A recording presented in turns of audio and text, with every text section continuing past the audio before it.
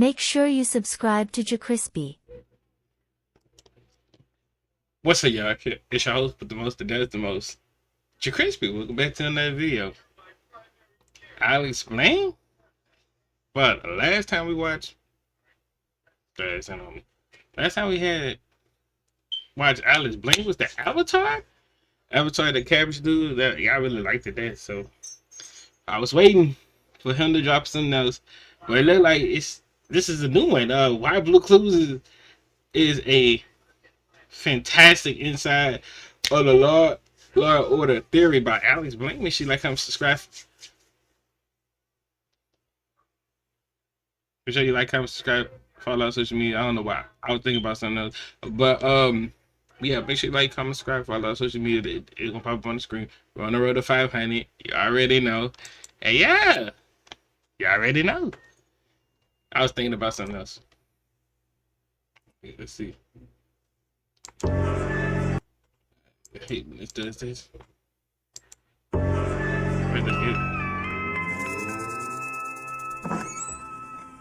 Hi there!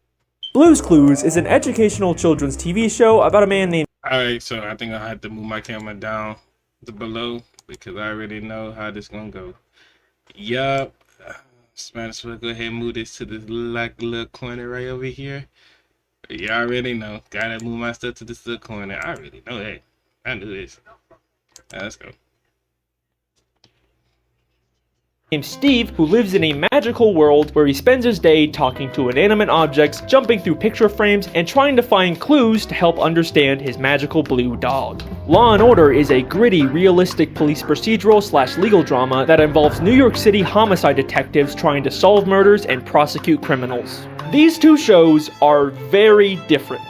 You could not find two shows more polar opposite than Blue's Clues and Law & Order. And yet, despite this, not only do I believe that these two shows exist in the same universe, but I'm also going to be proving that the entire Blue's Clues show is actually just the fantasy inside of the mind of a single Law & Order side character. Yes, I am being serious. I know that sounds crazy, but just stick with me, because I'm pretty sure that I have discovered a 29-year-old secret that has never been talked about before today. Get ready, because this is the Blue's Clues Law & Order Theory.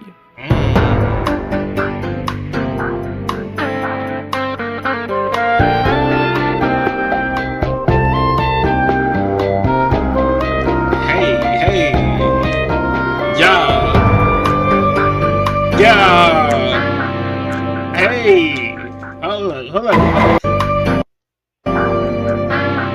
Man, hold on.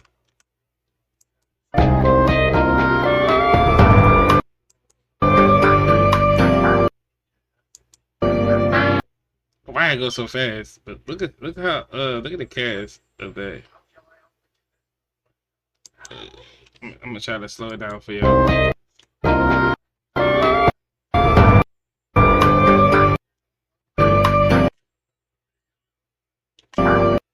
Alright, there you go. That's the best I could get. Golly, look at the crew, bro. Golly. I grew up watching this dude and this dude. He's new. I watched a little bit of this when I got older. I watched a little bit of this, man. It's just like, dang. And they changed the whole animations, bro. It's crazy, bro. It's crazy. You got a whole movie too. Part 1, Dream Theory. By far, the most common type of fan theory is the dream theory. Right. The idea that everything happening in a story is actually all just inside of a character's head, whether they're stuck in a coma, or they're dreaming, or hallucinating, or they're actually dead. Pretty much every piece of media has some kind of dream theory. And it's sort of the lazy... I don't know, but Alex Bale, you can't forget, some dreams does come true. You gotta realize that your dreams could tell you about something happening before, or you might have some deja vu. So you can't just say all dreams are you were just in a coma, or you dead, or this such and such and such. You know, like some of your dreams does come true, and some dreams doesn't come true. It is what it is. low-hanging fruit of fan theories. You can just apply it to literally anything, and usually there's never actually any evidence besides, "Whoa, this show is so crazy and unrealistic, that must mean it's a dream!" Ah! And surprisingly, the show that seems to have the most of these types of fan theories is Blue's Clues. You got Steve is actually schizophrenic, Steve is actually in a mental asylum, Steve is actually a drug addict, Steve is actually in prison, Steve is actually a murderer who killed his parents. Oh my god. Even I made a parody of these theories back in 2017. So yeah, it's a pretty basic, normal kid show. Steve, a 30-year-old schizophrenic who killed his parents, pretends to be a kid. You know, that was before I dedicated my life to making fan theories about kid shows. And look, I understand the appeal of these types of theories. It's fun to take something innocent from your childhood and give it a dark, edgy plot twist. That's kind of literally my job right now. But why are there so many of these theories about specifically Blue's Clues? Well, I think it's because everything about this show has always felt fake.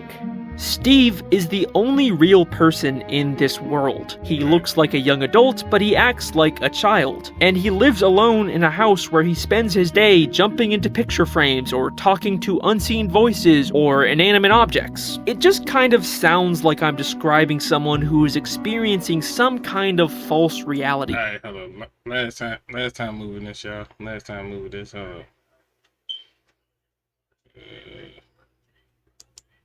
last time I moved this, I'm thinking about how the video is gonna look like, and I'm trying to make something else to be like this. Let's put this on the right. Yeah, let's move it right. I'm just looking at how I can move. Yeah. Even the way Steve moves around is strange. He never actually leaves the room, he just kind of pretends to walk in place while this fantasy world moves around him. Come on. Obviously that was more of a filming limitation, but it still adds to this feeling of fakeness. But other than these surface level weird vibes the show gives off, there's never actually been any strong evidence to prove hold on, what is that video called? The animation, bro? We might need to react to that. Go back a little split second, cause hold on. Wait, I wanna go. Vibes the show gives off. There's never actually Blue's Clues and the fuck is that word? I'm not even finna subscribe that. What? Been any strong I'm not even finna pronounce it. Subscribe. Trying to freaking say the word, not subscribe. I mean, try to evidence to pronounce prove one of these theories. And believe me, I and others have looked. It has been 28 years since this show first came out. You know, you'd think if there was actually some kind of smoking gun here, we would have found it by now. Right. But what if that's because we've all been looking in the wrong place? So, the other day, I stumbled upon an interesting piece of Blue's Clues trivia. A year after Steve Burns filmed the Blue's Clues pilot, he had a small role in an episode of Law and Order. And I thought the idea of seeing Steve from Blue's Clues in a gritty, realistic cop show was kind of shit. Hold on, bro. I'm about to wrap around this motherfucking cover. This goddamn fucking motherfucking cone. This bitch got. I had it in my legs. I had it by my legs, and I was like, oh yeah. Don't fuck with it with the legs, but them shoulders hidden, and it's kind of cold. I need to go take me another cover and put that bitch on my leg. Hold up. Yeah, motherfucker, fuck that shit, nigga. I'm about to do that, man. I ain't got time for this bullshit. Man, what that part? I'm about to shit to the death in this bitch. Alright, this for the leg. Stuff this around my leg real quick. I'm sorry, y'all. I know y'all won't. Y'all like, JerCrispy, you should have did this before the video. What the hell, nigga? The air just hit. Fuck up my face with that bullshit. Alright, let's get started. What the hell? Yo! Interested in modeling and acting? No. Calling all kids and teens. Barbizon. No, I'm not interested. What the hell? Hey, yo, okay. not completely sold. Hey, hold up. The hell what part we at? Hold up. What's this? Yeah. No, we in the beginning. surface level weird vibes the show gives off. There's never actually been any strong... The other day, I stumbled upon an interesting piece of Blue's Clues trivia. A year after Steve Burns filmed the Blue's Clues pilot, he had a small role in an episode of Law and Order. And I thought the idea of seeing Steve from Blue's Clues in a gritty, realistic cop show was kind of funny, so I decided to track down the 1995 episode titled Cruel and Unusual. Just a heads up, this episode deals with some pretty serious subject matter, so please proceed with caution. Okay. Why you say it like that? In this episode, Steve Burns plays a kid with autism named Kevin Jeffries. Good morning, how are you? Great. What time is it? 10:15. No, it's 10:18. We learn that Kevin has trouble communicating with others and often harms himself. So his parents sent him to live in a children's behavioral clinic. Just what was the behavioral clinic doing for him? When Kevin was 10, he started to hurt himself. We didn't know what to do.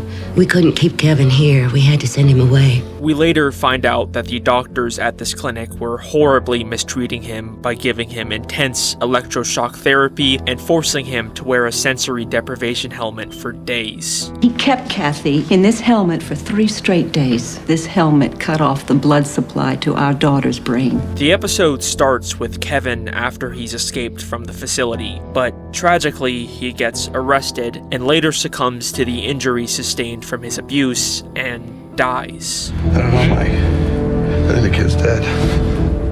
And the rest of the episode follows the detectives investigating his death. So yeah, this is a very sad and serious episode, and it deals with some real systemic issues that are still a problem today. And like I was saying, this show is clearly very, very different than Blue's Clues. But what I find interesting about... And I'm not like trying to be like the bad person to this, but I don't like watching that type of shit, bro. Like that shit made me low key, and this like really made me emotional about that shit, to be watching that shit sometimes. Like I ain't gonna hold you. Like I hate when my cousin put that shit on, or I go to their house and like they have that shit on. Like that ass type of shit. They like to have like like when I do. Sometimes I go to my cousin's house. Yeah, that like come over and do my hair or some shit. Like, you know, we trust my shit. Like I got dreads now, y'all. But it's like I kind of low key hate them type of episodes. Just be like, damn, it's kind of like really like made me want like rethink about life about that shit. It's like, damn, I really got it good. Like some of them dudes don't even really got it good, but I don't know. That's why I'll never watch Law and Order. But this is that for years, people have been trying to prove that Steve is actually in prison or a mental facility, and now we have this piece of media where we see Steve's actor in that exact position, and as far as I'm aware, no one's ever really talked about this. I mean, sure, Kevin's not schizophrenic, he has autism, but seeing as how he was being abused and put into sensory deprivation for days where he couldn't hear or see anything, you can kind of imagine that anyone in that position might try to escape to some kind of fantasy inside of their head. So yeah, I thought this was an interesting coincidence, but at the end of the day, that's kinda all it was. Like, obviously, just because the same actor shows up in 2 different shows doesn't mean they're actually connected. But then, I took a closer look at this episode, and I started to notice more and more weird similarities between Kevin and Steve. At first, it just started with some little things. We are told by Kevin's parents that he was learning to draw. Thanks to him, Kevin was learning to draw. And in every episode of Blue's Clues, Steve draws in his handy-dandy notebook. Our handy-dandy? Notebook. Let's draw a rectangle, and there. Cheese. Okay, but so what? Lots of kids like to draw. But we are also told that when Kevin harmed himself, he was strapped to a chair. We put them in a chair, and then we hold them there using soft cuffs. And in every episode of Blue's Clues, Steve spends a lot of time in his thinking chair. We're ready to sit in our Thinking chair. Now that we're in our thinking chair, let's think. And then, when Kevin escaped the facility, he kept asking people what time it was. What time is it? 10:15. What time? How you doing today, huh? What time? Now, it is common for some people with autism to rely on specific schedules or routines, but what time it is also really important in Blue's Clues. What time is it? What time is it now? Steve has a cleanup time, We just had cleanup time. a nap time. It's Blue's nap time. Now it's time for so long. There's a talking clock. And most of all, every day, Steve has mail time. Mail time. Hey, Blue, the mail's here. So yeah, there's some weird similarities here, but nothing actually concrete. I didn't really start to take any of this seriously until I realized. After Kevin escaped, we are told that he went to a movie theater. And guess what he did in the theater? Movie started at 10. He was out of here by 10 after 10. Got out of his seat, walked into the screen. Kevin got out of his seat and tried to walk into the screen. Doesn't that sound exactly like Steve Blueskadooing into a picture? Blueskadoo, we can too. I ain't gonna lie to you, on some real shit, I thought I could do that shit when I was little.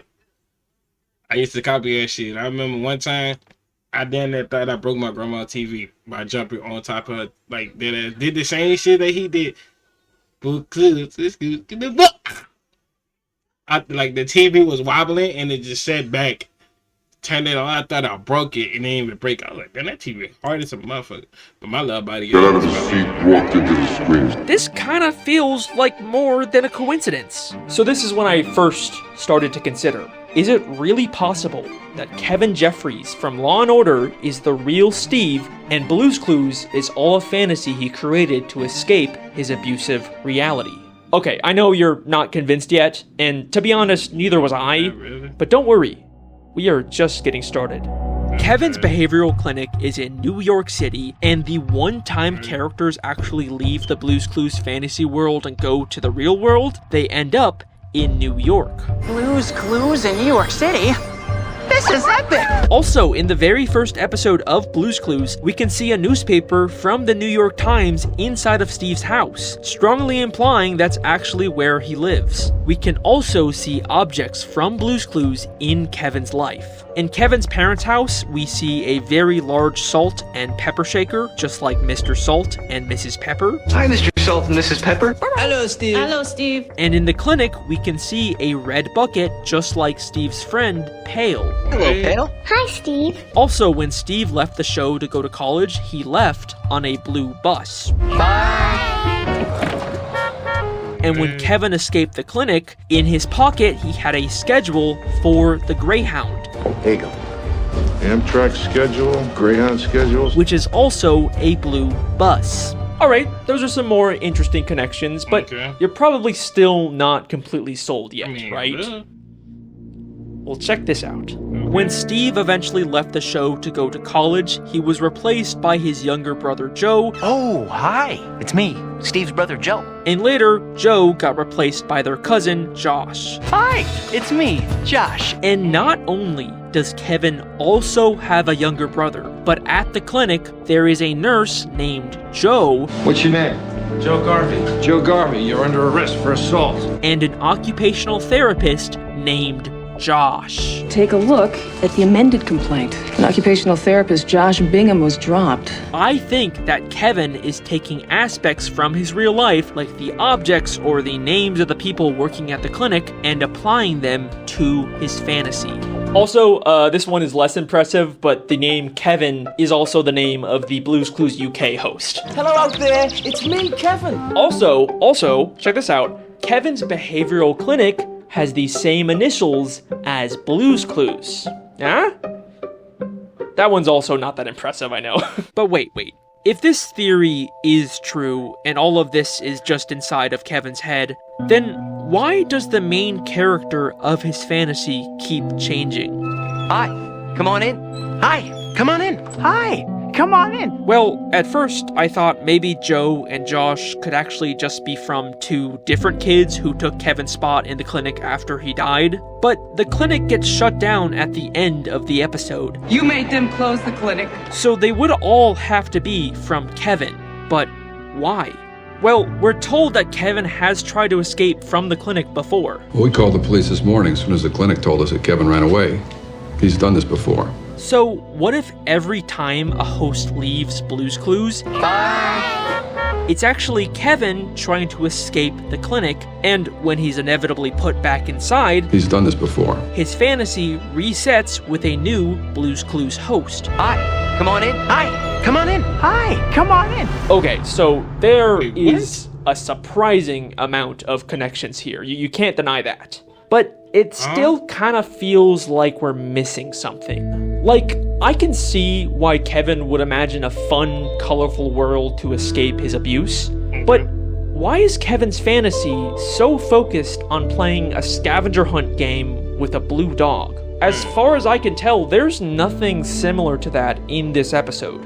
Well, I think to answer this, we need to take a King of the Law & Order episode. Kevin's doctor explained to the detectives why Kevin harmed himself. It's pretty common with some autistic children. It's frustration because of their inability to communicate. It's frustrations because of his inability to communicate. Now, autism is a spectrum, and it's a lot more complicated and nuanced than the way TV shows like this tend to portray it. But it is true that some people with autism have varying levels of difficulty communicating. And I think this becomes interesting when we take a look at what Blue's Clues actually is. Well, what story should we tell?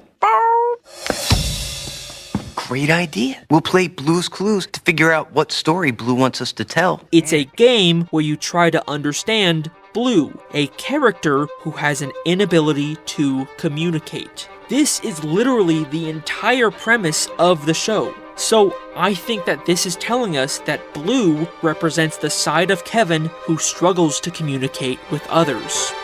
Okay, but where did the idea for a blue dog come from? Right. Like I said, I couldn't find any references to dogs in this episode. The closest visual was this vaguely blue drawing in Kevin's room that I can't really make out, or this teddy bear that kind of had a similar pattern to Blue, but nothing really concrete, which is weird because Blue is such a major part of this fantasy. But then I realized it doesn't matter if we can't find a direct connection, because in Blue's Clues, Steve didn't actually adopt Blue. In a flashback episode of Blue's Clues, we learned that when Steve was younger, he read a book about a blue dog. It's a book about a puppy. Which caused Blue to magically come to life. And I think this is also probably what happened with Kevin. We see that the children's behavioral clinic is full of what we can reasonably assume are children's books. Maybe there's a book in here that also gave Kevin the idea for a blue dog, just like Steve. In fact, this idea of a children's book giving Kevin ideas for his fantasy is exactly what we see at the start of the Blue's Clues intro.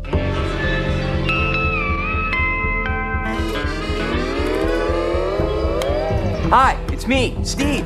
Every single episode of Blue's Clues starts with a stack of children's books in the real world, before going inside of a book called Blue's Clues where the episode takes place. The show literally tells us every episode that Steve's world is fake and comes from a book. And I think this real world full of children's books is actually the Law & Order Behavioral Clinic.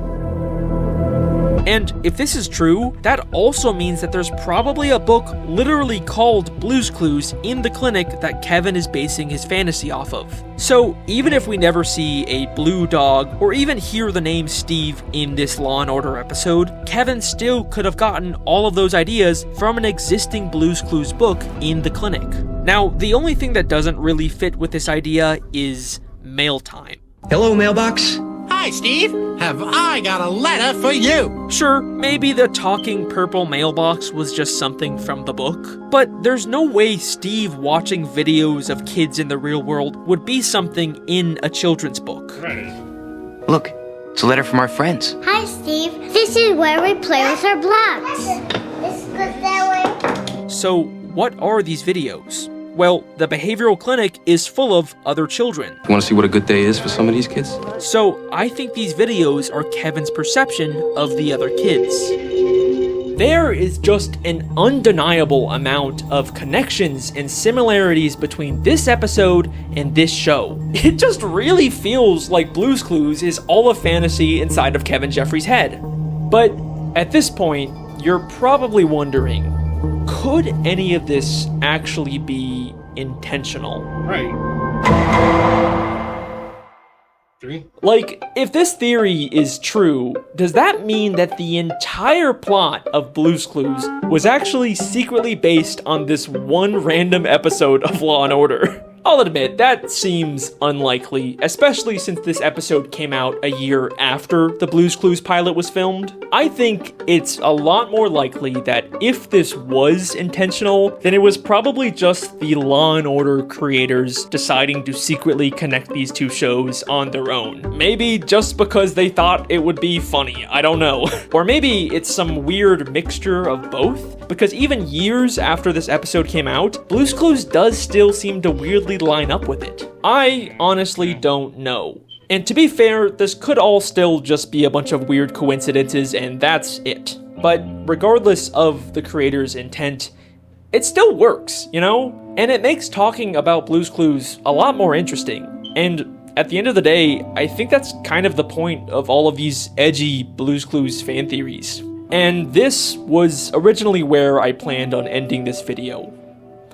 But there was still one lingering question that was bothering me. What? If Blue's Clues really is just inside of Kevin Jeffries' head, then what about when Kevin died at the beginning of the episode? I mean, I guess we can just say that the entire Blue's Clues timeline takes place before Kevin's death, and if the show ever gets canceled, then we can just say that that is when Kevin died and the fantasy ended. But what if I told you we've already seen Kevin's death inside of Blue's Clues?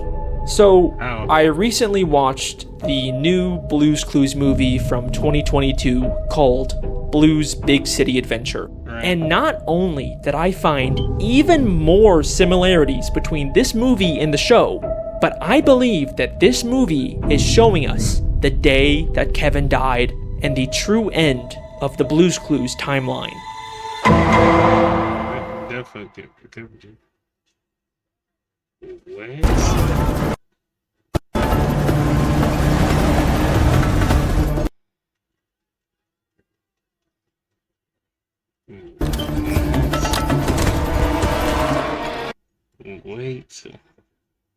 Wait, what? It's like, I mean, I get it, but it's like, it's kind of pushing it to it. So, this movie is about Josh, the newest host of Blue's Clues, going on a big adventure to audition for a Broadway musical in New York. I know this kind of sad, but they're kind of a bunch of new moves. The newest host of Blue's Clues, going on a big nigga, kind of low-key hitting that shit. Adventure to audition for a Broadway musical in New York City. Blue, we are definitely not in storybook world anymore. It's kind of what you'd expect out of a modern-day Blue's Clues movie. He goes on a journey to the real world and gets lost. There's lots of wacky hijinks, but in the end, he finds his way and gets the part. We want you to be the star of our Broadway show. Yes, of course. Yes. But if you watch this movie with this theory in mind, so many things take on a whole new meaning. The first thing that immediately caught me off guard was the opening song. It's a brand new day. This song is about starting the day, and Josh keeps saying, "Good morning." Good morning. Good morning. Good morning, Blue. And literally, the first thing we hear Kevin Jeffries say is, "Good morning." I gotta start putting people on schedule and some shit. Like, nigga, video time. And call me right around 9 o'clock. This would be ending time.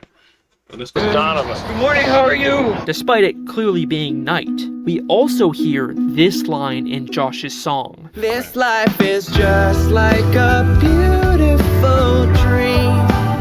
This life is just like a beautiful dream. Right. Interesting. And while Josh sings, the other characters keep telling him to wake up. Wake up! Wake up! It's a brand new day.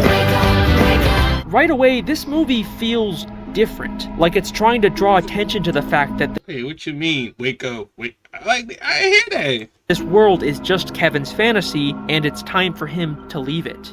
Josh leaves his fantasy world to go to the audition in New York, just like how Kevin escapes the clinic at the start of the episode. And just like Kevin, Josh immediately seems very disoriented by the outside world.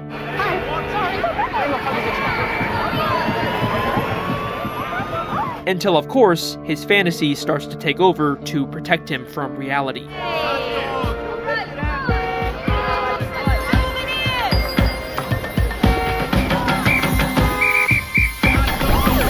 But what's interesting about this movie is that for the very first time ever, we get these little glimpses of Blue's Clues from other people's perspectives. Don't you think so, Madam Mustard? Oh? Lovely to meet you. Whoa! Mr. Salt! Mrs. Pepper! Am I glad to see you? Oh my God! Like I said, this movie feels different. We learn that Josh's audition is at 3 o'clock, and the whole movie is just him trying to find the audition before time runs out. It's almost time for my audition. Oh my gosh. We don't have much time, Blue. Could this be why Kevin kept asking people what time it was? What time is it? What time? What time? Josh also doesn't know where his audition is. All he knows is that it's in a theater somewhere. Excuse me. Do you know the address to the theater? Which theater? I don't know which theater. Maybe this is why Kevin went to a movie theater after he escaped, because he thought it was his Broadway audition.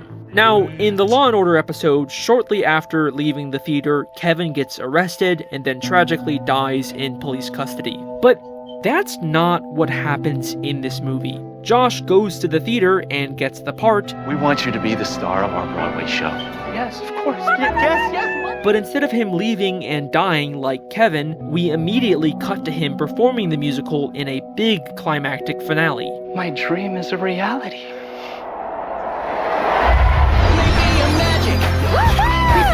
So what? Hey. It's not making sense. It's not making sense. That shit not making sense. What you mean? How did he die? So, if this movie really is Kevin's final escape, then what if this is what Kevin experiences as he dies? And I can feel my world changing. A massive final magical song where he's surrounded by all of the friends from his fantasy, the only people who ever really understood him. Even the old hosts show up for this final send-off for Kevin. And thank you for making this a day and an adventure that I will never forget. I'll never forget how you helped me find all those clues. Thanks again for all your help. No, really. Now it's over. So long. And that is sadly where Kevin Jeffries' story ends. Now, I know this final movie theory maybe doesn't have as much evidence as the rest of my theory, but regardless, I like thinking that maybe Kevin found some peace in his final moments. And yeah, I know that this movie came out 27 years after the Law & Order episode, so it's probably a stretch to say that they're still connected. Wait, is that fucking B.D. Wong? I'm the director of Rainbow Puppy's Broadway musical. B.D. Wong from Law & Order SVU is the fucking director of Josh's musical? I'm not entirely comfortable labeling the suspect a serial killer. We want you to be the star of our Broadway show. Holy shit! We just figured out Blue's Clues. We just figured out Blue's Clues. We just figured out Blue's Clues. Because this is my job. This is actually my job. Alright, that is my theory. Thank you so much for watching. Hope I didn't ruin Blue's Clues for you. Hey, thanks for 1 million subscribers. That's...